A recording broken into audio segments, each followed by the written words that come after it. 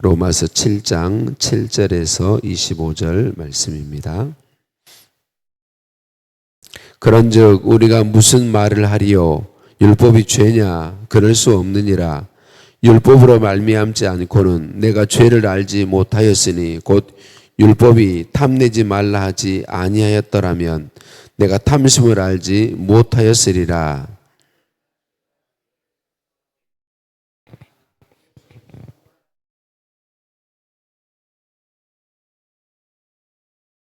전에 율법을 깨닫지 못했을 때에는 내가 살았더니 계명이 이름에 죄는 살아나고 나는 죽었도다.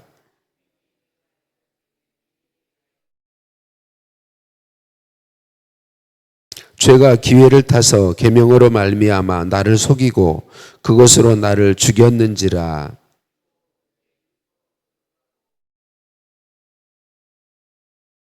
그런즉 선한 것이 내게 사망이 되었느냐? 그럴 수 없느니라. 오직 죄가 죄로 드러나기 위하여 선한 그것으로 말미암아 나를 죽게 만들었으니 이는 계명으로 말미암아 죄로 심히 죄 되게 하려 함이라.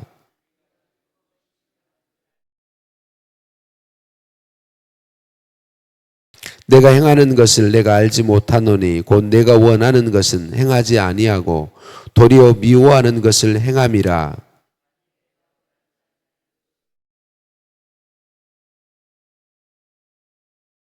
이제는 그것을 행하는 자가 내가 아니요 내 속에 거하는 죄니라.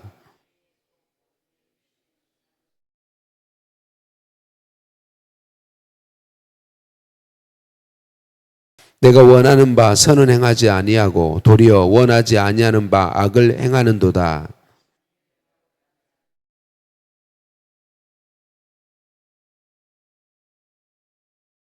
그러므로 내가 한 법을 깨달았노니 곧 선을 행하기 원하는 나에게 악이 함께 있는 것이로다.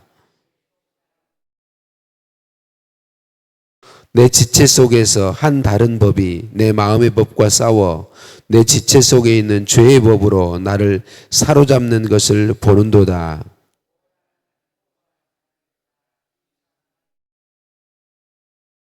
함께 봅니다. 우리 주 예수 그리스도로 말미암아 하나님께 감사하리로다. 그런즉 내 자신이 마음으로는 하나님의 법을 육신으로는 죄의 법을 섬기노라. 아멘. 인사 나누십니다. 사랑을 축복합니다. 사랑을 축복합니다. 할렐루야. 우리를 사랑하신 하나님께 찬양과 감사를 올려 드립니다. 제가 2018년에 아주 몸이 건강한 상태였어요. 그런데 이제 건강검진을 해서 건강검진 가서 검진하는데 검사 간 기능 검사도 함께 하게 되었어요. 그 결과 지방간이 있다라고 하는 판정을 받았어요. 지방간을 판단하는 수치는 세 가지가 있는데 그 세 가지 수치가 다 기준보다 훨씬 높아서 지방간이 있다 그렇게 판정을 받았어요.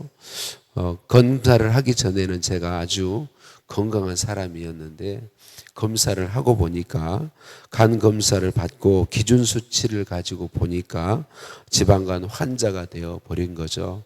올해 검사했더니 아주 정상이에요, 올해는. 근데 2018년에 제가 지방간 판정을 받을 때 지방간을 판정하는 기준이 나를 환자로 만든 건가요? 기준이 나를 환자로 만든 건가요? 그렇지는 않죠. 제가 지방간 환자인데 정상 수치가 그보다 높은 저의 상태를 알지 못했던 거죠. 기준보다 높은 상태를 몰랐던 거예요. 근데 검사를 해서 기준 정상 수치를 가지고 보니까 환자임이 드러났던 것이죠. 율법이 이와 같습니다. 하나님께서 율법을 주시기 전에는 사람들이 죄인인데 죄인인 걸 몰랐어요. 죄 가운데 사는데 내가 죄 가운데 산다는 걸 몰랐다라고 하는 거죠. 그런데 하나님께서 율법을 주셨고 율법을 가지고 비추어 보니까 내가 죄 가운데 있구나. 이게 내가 다 죄였구나. 내가 죄인이었구나라고 하는 사실을 알게 되었다는 거죠. 율법이 나쁜 것인가요? 율법은 절대로 나쁘지 않습니다. 율법은 선한 것이죠. 거룩한 것이고 의로운 것이다. 하나님이 주신 선한 것이고 좋은 것이다 라고 하는 거죠. 네, 하나님께서 율법을 주신 것은 율법을 통해 우리가 죄인인 것을 깨닫게 하려 하신다라고 하는 거죠. 율법은 선한 거예요. 좋은 겁니다. 그런데 율법의 한계가 분명하죠. 율법은 우리의 죄를 해결해 주지는 못한다는 것입니다. 우리가 죄가 무엇인지 알게 하고 죄인이라는 건 알게 하는데 죄를 해결해 주지는 못하고, 또 율법 자체가 우리로 하여금 하나님을 기쁘시게 하는 삶을 살 능력이 되어주는 것은 아니다라고 하는 것입니다. 율법은 우리를 사랑하신 하나님께서 우리를 사랑해서 주신 거예요. 우리가 거울에 우리의 모습을 비춰보아서 나의 더러운 모습을 보고 씻을 수 있는 것처럼 율법을 주심으로 율법에 비추어 보아서 내가 죄인인 것을 알게 되죠. 율법이 없다면 내가 구원받아야 되는 존재라는 걸 몰랐을 거예요. 율법을 주심으로 내가 죄인이고 구원자가 필요하고 구원받아야 하는 존재임을 알게 되었고, 또 율법이 있으므로 구원받은 이후에 내가 어떻게 살아가야 하는지도 율법을 통해 알게 되는 거죠. 율법을 통해, 곧 계명을 통해 하나님의 자녀는, 하나님의 백성은 이러이러한 삶을 산다는 것을 우리가 알게 되었기 때문에 그렇죠. 그래서 예수님의 구원자로 믿음으로 구원받은 성도는 율법이 필요 없다고 말하지 않습니다. 계속해서 강조했던 것처럼 내 마음대로 살아도 되겠네 라고 말할 수 없습니다. 정말 예수 그리스도를 구주로 믿는 성도는 계명이 얼마나 복된 것인가를 아는 것이죠. 그래서 하나님의 은혜에 감사하며 계명대로 살기를 힘쓰게 되어 있습니다. 예수님을 구주로 믿어서 구원받은 성도는 율법을 가지고 죄가 무엇인지를 알고 하나님의 은혜를 힘입어서 성령의 도우심을 받아서 죄와 힘써 싸우는 삶을 삽니다. 예수님을 구주로 믿는 성도는, 믿음으로 구원받은 성도는 율법을 통해서 무엇이 하나님이 기뻐하시는 삶인 줄 알고 성령의 도우심을 힘입어서 하나님 기뻐하시는 삶을 힘써 삽니다. 하나님의 계명대로 살기를 힘쓴다는 것이죠. 이게 믿음으로 구원받은 사람들의 당연한 모습이다라고 하는 것입니다. 성령의 도우심으로 힘입어서 하나님을 사랑하게 되고, 정말 믿음으로 구원 얻게 되면 하나님의 계명을 즐거워하고 하나님의 뜻을 기뻐하고 그 뜻대로 자원하여서 즐거움으로 기쁨으로 살아간다는 거죠. 저는 매일째 계속 동일한 이야기를 하는 것처럼 제가 느껴질 정도로, 근데 이 말씀을 들을 때 우리 안에 때때로 이런 의심들이 일어나요. 나는 믿음이 없는 건가? 내 믿음이 진실한 믿음이 아닌 건가? 내가 하나님 말씀대로 살고 싶어는 하지만 어떤 때는 보면 막 말씀이 즐거운 건 아니거든요. 말씀이 막 행복한 건 아니고요. 아니, 예수님을 진짜로 믿으면 하나님의 말씀이 즐겁고 하나님을 사랑하게 되고 즐거움으로 기쁨으로 힘써 말씀대로 산다는데, 아니, 나는 그런 건 아닌 것 같거든요. 이게 말씀대로 살고 싶은 마음이 있긴 하지만 즐겁진 않아. 고난받는 게 행복한 건 아니야. 하나님 말씀대로 지켜 사는 게 쉬운 건 아니야. 새벽에 나를 깨워서 오는 게 행복하고 즐겁진 않아. 그럴 때 우리의 마음에 의심이 일어나는 거죠. 하나님의 은혜와 사랑에 막 감사하고 감격해서 순종하고 있는 것 같지는 않을 때 내 마음에 내가 진짜 믿음을 가진 게 아닌가? 라는 의심이 누구에게나 일어난단 말이죠. 사랑하는 성도님들, 우리는 늘 기억해야 합니다. 예수 그리스도를 구주로 믿으면 예수님과 함께 옛사람이 십자가에 죽고 새 사람이 예수님의 부활하심과 더불어 새 사람으로 살게 됩니다. 예수님을 구주로 믿으면 옛사람은 죽고 우리는 하나님이 주인이시는 새 사람입니다. 그런데 이 새 사람이지만 죄의 몸을 아직 입고 있기 때문에 죄의 몸인 우리 안에는 죄성이 아직 남아 있습니다. 그래서 우리가 하나님의 은혜로 어떤 때는 굉장히 하나님을 기뻐하고 즐거워하고 말씀을 정말 맛있게 먹고 행복해하고 즐거이 말씀을 순종할 때도 있지만 많은 경우에는 우리가 죄에 더 끌릴 때가 있다는 거죠. 죄에 이끌리는 마음 그리고 성령에 이끌리는 마음, 이게 계속해서 우리 안에서 일어난다라고 하는 것입니다. 죄의 욕심을 따라, 육체의 욕심을 따라 살고 싶은 마음과 성령을 따라 살고 싶은 마음이 계속해서 우리 안에서 일어난다라고 하는 것입니다. 이런 싸움이 우리 안에 있다면 내가 예수님을 구주로 믿었고 거듭났다고 보면 틀리지 않습니다. 자, 그런데 여기서 꼭 기억할 것은 여전히 우리에게 죄성이 남아 있어서 죄에 끌리지만 그러나 죄의 노예는 아니라는 것입니다. 이게 정말 중요합니다. 로이드존스 목사님을 비롯한 많은 성경학자들 중에는 오늘 본문에 사망의 몸이라고 하는 이게 사도 바울이 예수님을 구주로 믿고 완전히 거듭난 다음의 고백은 아니다, 이렇게 말하시는 분들이 많이 있습니다. 이 사망의 몸이라는 건 형벌받을 사람을, 살아있는 사람을 죽은 시체와 함께 묶어두는 것입니다. 죽은 시체와 함께 묶어두는 거여서 이게 이 시체에 의해서 살아있는 사람이 썩어가는 거죠. 이 사망의 몸이라는 게 이런 거예요. 그런데 사도 바울의 현재 고백은 그가 예수 그리스도를 구주로 믿고 신앙이 성장한 상태의 그런 상태의 고백은 아니다. 사도 바울의 고백이 아니고 예를 들어 한 고백이다라고 말하고 있습니다. 자, 이게 무슨 얘기냐면 분명히 우리 안에는 여전히 죄의 유혹이 계속 죄성이 남아있기 때문에 계속 죄에 이끌리는 게 우리 안에 있습니다.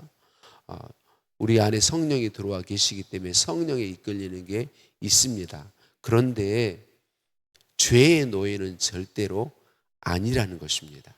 성령의 생명의 배부에 의해서 새 사람 되었고 하나님이 통치하고 다스리시는 하나님의 소유가 되었다는 것입니다.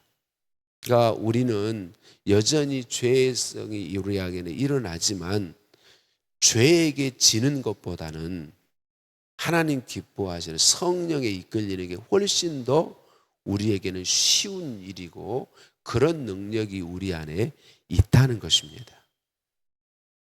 이건 완전히 좀 차이가 나는 거예요.